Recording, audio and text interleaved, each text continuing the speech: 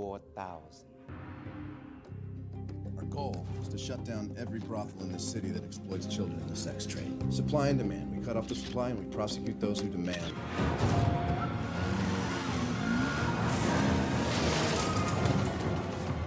Alex, we got a fix on him. Cargo truck, load of girls in the back. Claire, I don't want you to take any chances. Is there a way out other than the way he's coming in? I can't wait. I'm going in. He has Claire. Do it. Shoot me!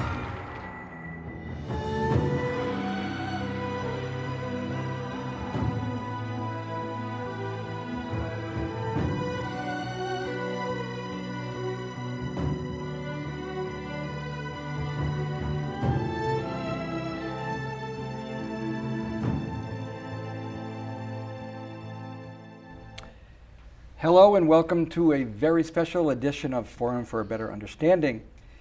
In the 357 previous programs, we have never begun with a trailer to a film, a very sensitive film, a powerful film, a heartbreaking film about a very important issue that is very delicate, sensitive, and a hard one to deal with. But that doesn't stop some people from deciding we need to look at what is going on in our world, to decide to present it to us, and to have us take up the cause to take it away, to stop what we know is unforgivable. Our guest today, a very special guest, is Jim Schmidt, who happens to be a producer of this fine film. This powerful film is part of his life's work. He's working as we speak on 4 other projects, but this one is the one that he is wanting to share with us today, to talk about why he's involved in it, what its motive is, and how we can take up this cause, not only by watching the film, but by deciding to do something about the issue that it confronts. Jim, it's been a privilege to be talking to you these weeks about this project of yours. I wonder if you could begin by introducing yourself, your production company, Dean River, and also the passion you bring to your life's work as an actor for two decades, and also as a director and as a producer, mostly now behind the camera as a producer. Well, thank you, Jim. It's really been good to talk to you as well, and particularly about this film. Dean River is our production company. I say our, we have a producing team. We're based in Culver City. My wife Karen and I live in Bakersfield, however, here in the San Joaquin Valley, and we love it. We've raised our 3 kids there. And we have made a number of films in the mainstream, like Bobby Jones' Stroke of Genius, or The Ultimate Gift with Abigail Breslin, and a few other mainstream films. But this one is one that we're particularly proud of, that we've been working on for about 2 years now. And it's been an incredible journey, mostly because, as you pointed out, we have other films in the works, but honestly, I can't imagine any of them being as important socially or globally as this one. This is an incredibly important film and story. Could you tell us just a little bit perhaps about how the film ever came to your attention, how you personally and your company become involved in this major project, and about some of its release dates? Sure. This show is airing now October 1st. Tell us a little bit about where this film is breaking. Well, thank you. The first part, it came to me, as I mentioned, I live in Bakersfield, and an attorney friend of mine said, hey, I got a call from another attorney in Bakersfield, and he was representing Bill Bolthouse, and Bill was looking for an entertainment attorney. So he was asking around for an entertainment attorney, and my friend Grover said, do you have one? I said, yeah, I have a great one, but why does Bill need an entertainment attorney? And he said, well, I don't know, why don't you guys talk? So a day or so later, I ended up on the phone with Bill Bolthouse, Bill and Lori, who live in Denver, Colorado, and found out that they wanted to make a feature film about this issue that had become very important to them, and it had really impacted their lives. Bill is a physician. He was on a medical mission trip in Cambodia, he and Lori and their 3 girls. And Bill was going to be swamped for a few days doing medical work, so Lori said, hey, I'm going to get away with the girls for a couple of days and just kind of get away. And they happened to meet some girls who'd recently been rescued from sex trafficking. And Bill and Lori's girls, I think, were 11, and 9 at the time.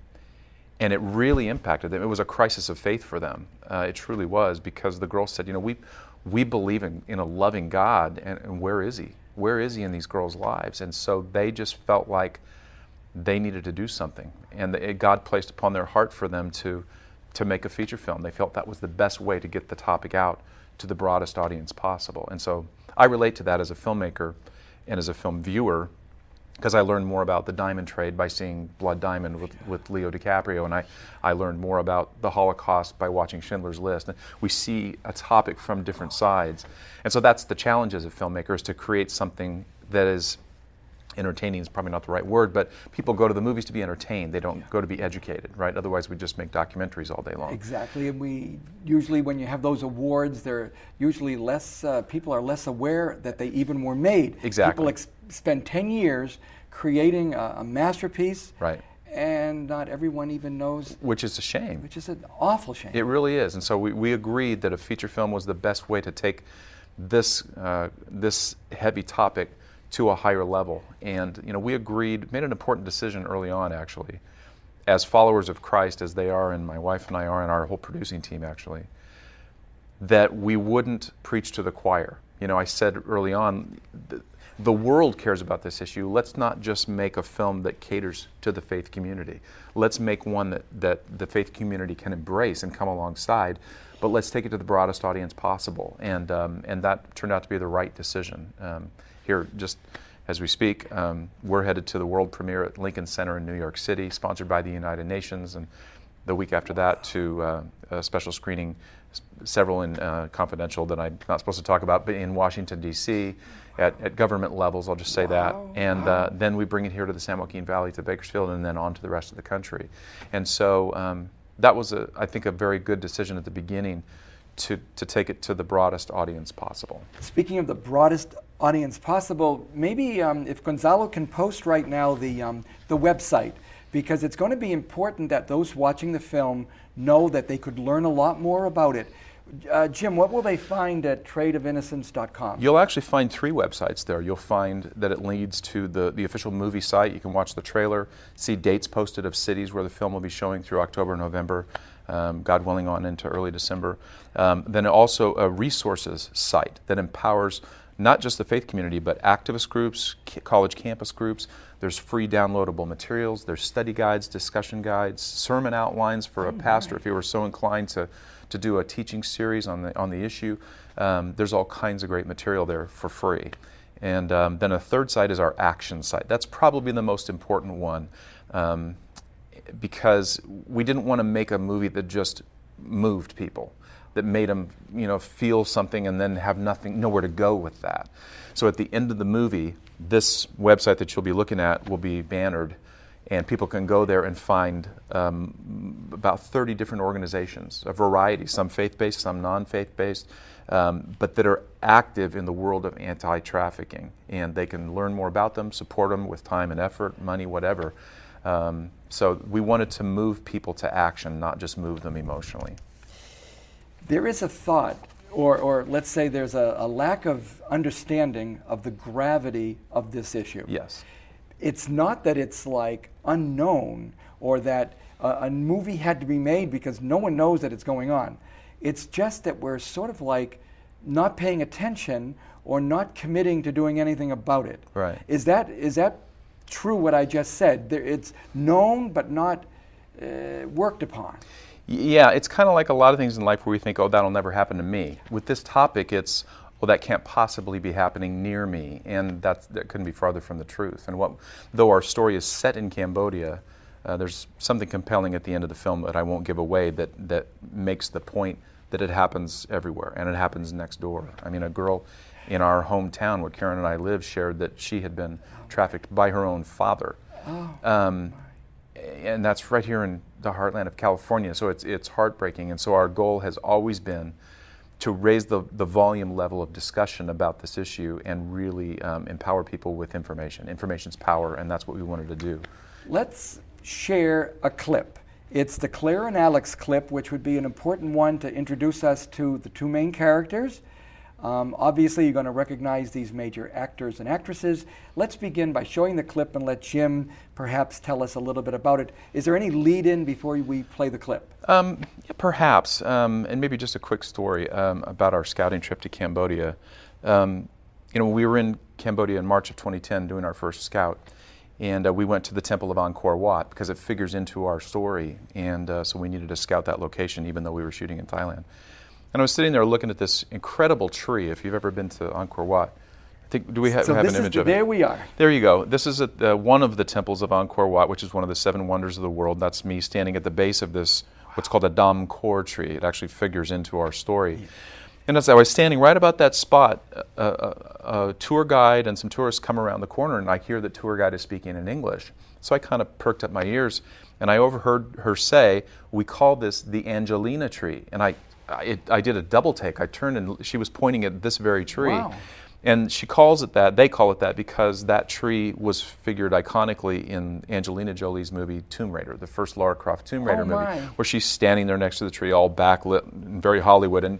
And my first thought was, now wait, let me get this straight. We have a 900-year-old temple with a 170-foot tall tree that's hundreds of years old, and the roots of which are literally swallowing up the walls of this temple. And we named the tree after a modern-day movie star. And so to me, that's like a perfect metaphor for film impacting culture. And that really, for me personally as a producer, became my goal of what we wanted to do with this film and our team's goal. And so that's what this film is all about. Now, the scene that we're going to look at here, I think is really poignant because our movie, we wanted to cover the issue and approach it from all sides to show all the factors of what goes into it. And we'll get into more of that later. But one of those factors revolves around the people who fight this battle, who go into these situations. And in our case, our lead character going into brothels, posing as a client, and doing very, very tough work. And it takes a toll on these people. And so we have so much respect for the people that do this kind of difficult work all around the world. And so that's what this scene focuses on. Let's watch.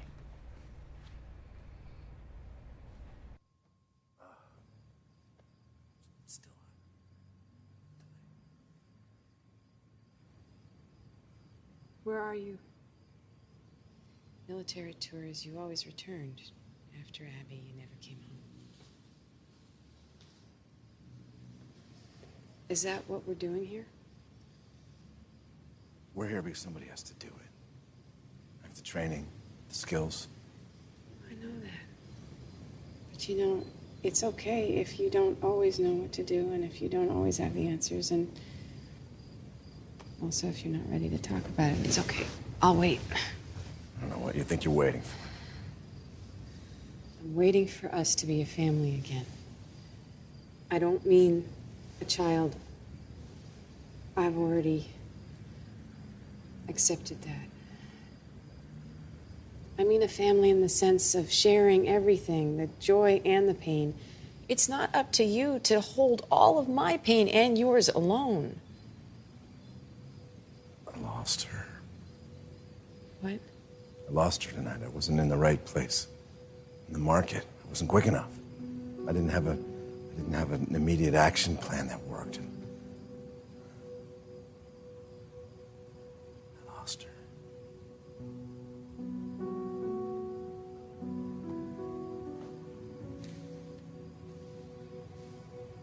Another little girl. So sorry. I'm so sorry.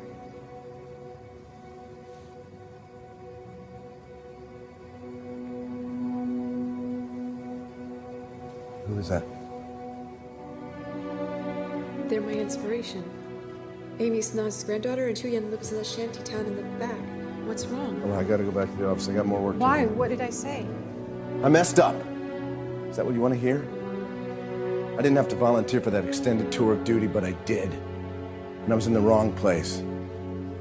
I was in the wrong place for the girl and for you. And I was in the wrong place for Abby, too.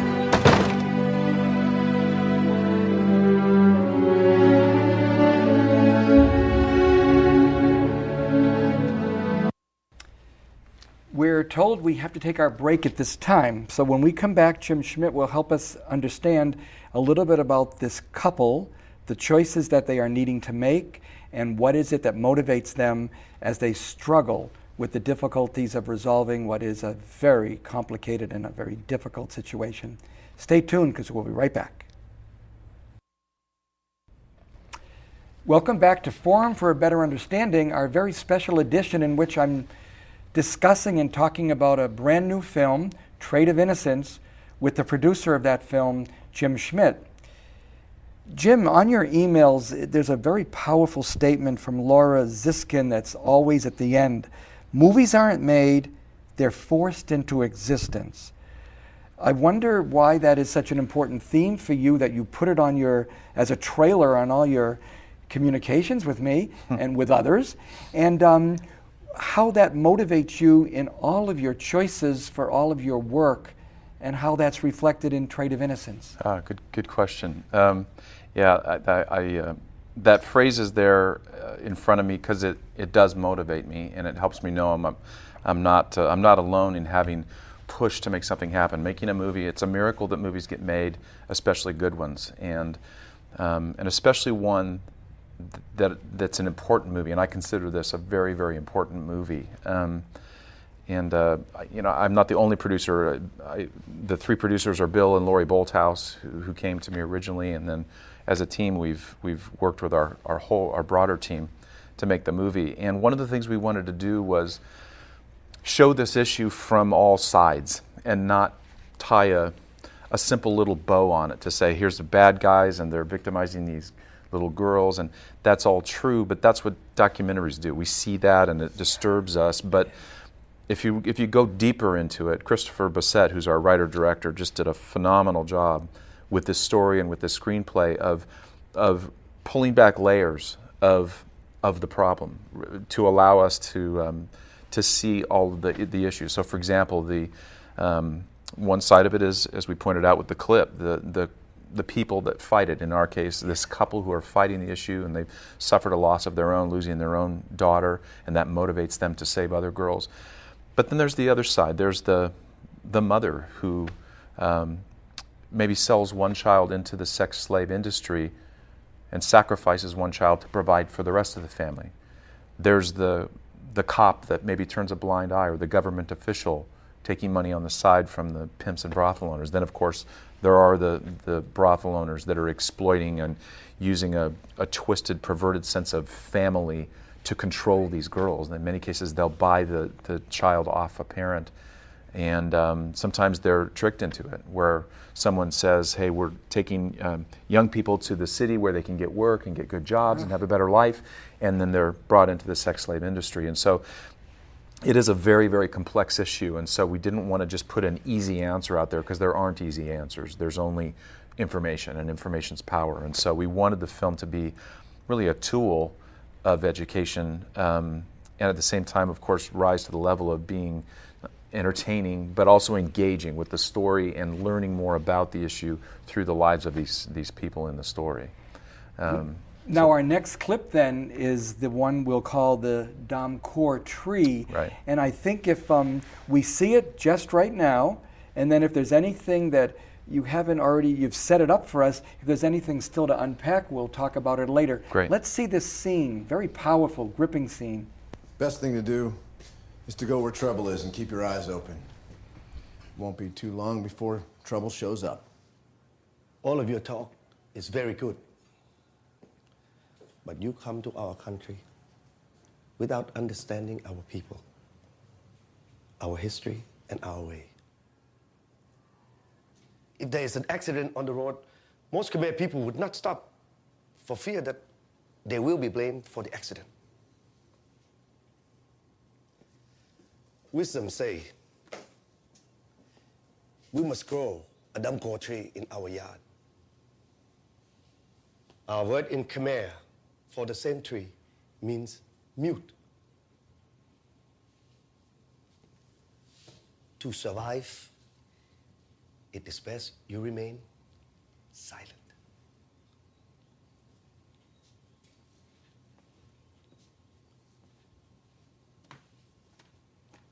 Captain, these are pictures of the temples at Angkor Wat, correct?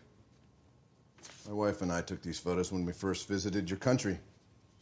I'm proud of them. I had them blown up to 8x10 so I can hang them in my office. These temples are the pride of the Kampuchean people. In fact, the image is on your money, right? What's the name of this tree again? Domkor tree. Right, Domkor tree. Interesting. Same tree your supposed to plant in your yard as a symbol of silence.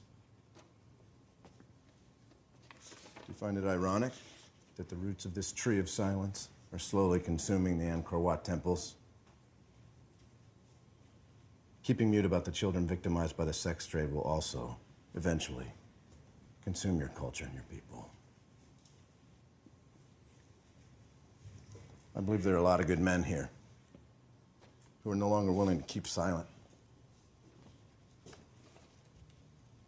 Do you agree, Captain?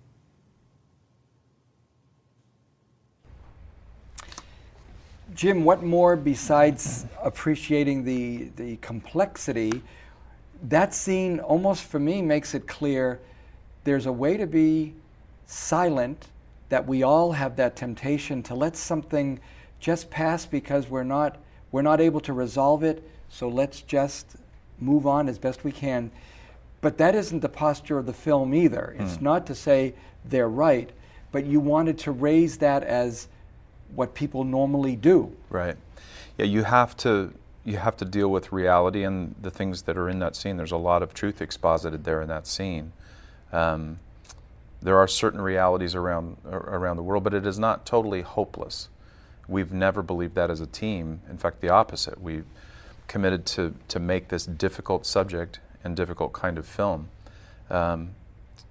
because we believe that there is hope, but not until you confront the reality, not until you really understand all the factors at play and you know what your opponent is in this issue. And so there aren't easy answers, but there are answers if everybody knows enough about it and works together, and not just individuals who rise up, which we see a lot of that, but also organizations. And we've partnered with some great ones, and working with governments and dealing with government officials and getting pimps and brothel owners and those who traffic young children and girls, getting them brought up for prosecution in different countries and working with their governments.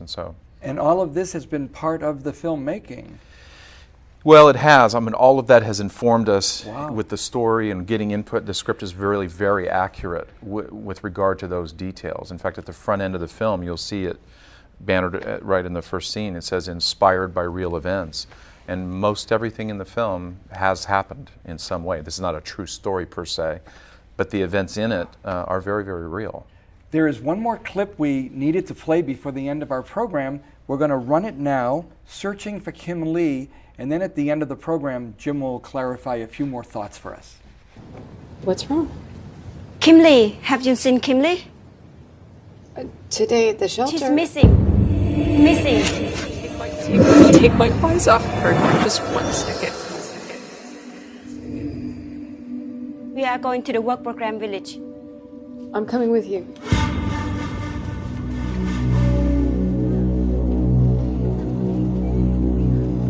Tôi con đang Kim có cái mà bữa trước qua sửa máy nha.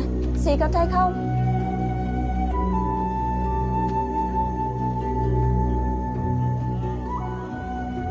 Mẹ tao mới tới sau này.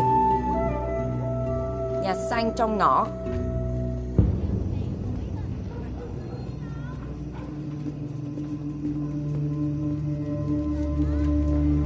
Cô ơi, tôi con đang Kim bạn tên Kim Ly.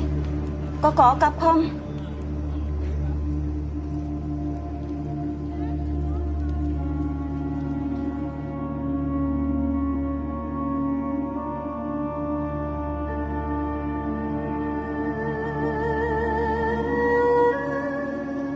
Nó kiếm tiền để nuôi gia đình.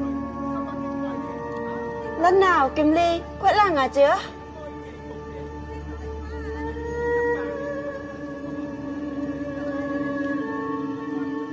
What is it? Has something happened to her?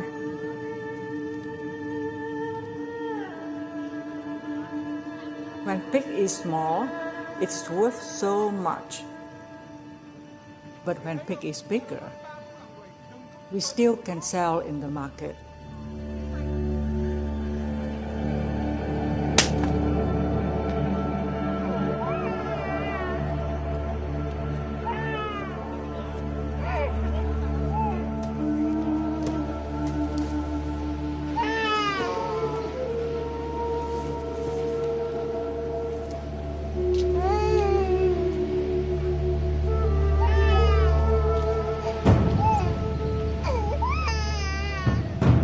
You should be ashamed as a mother.